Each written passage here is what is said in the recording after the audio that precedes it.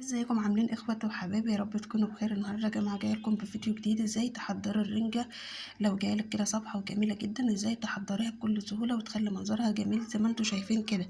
انا جبت حوالي نص كيلو من الرنجه يا جماعه، فتحته زي ما انتم شايفين كده ونضفته كويس جدا وخليته من الشوك تماما. طبعا انتم شايفين دوت يا جماعه، دي بطروخ، دي بطروخ من اللي هو الخشن ده، ودي بطروخ ناعم. جبت واحده فيها بطروخ من ده وبطروخ من ده، لان احنا سبحان الله يا جماعه احنا بنحب البطروخ الخشن. يعني جوزي بيحب البطروخ الخشن وانا بحب البطروخ الناعم. تمام. فانا جبتها كده وزي ما انتم شايفين فردتها كده في حاجه، وبعد كده رحت مقطعه عليها ليمون ومقطعه عليها بصل وفلفل احمر وفلفل اخضر، ورشيت عليها شويه من الزيت.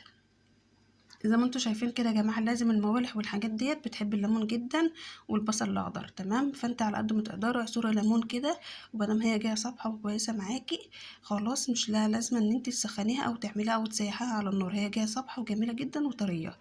فاللي اول مره يشوف قناتي يا جماعه ينزل يشترك فيها ويفعل الجرس عشان يوصله كل جديد. وطبعا الطريقه كامله انا عم مصوره فيديو كامل عن الرنجه، هينزل على القناه يشترك فيها هيلاقي الفيديو كامل.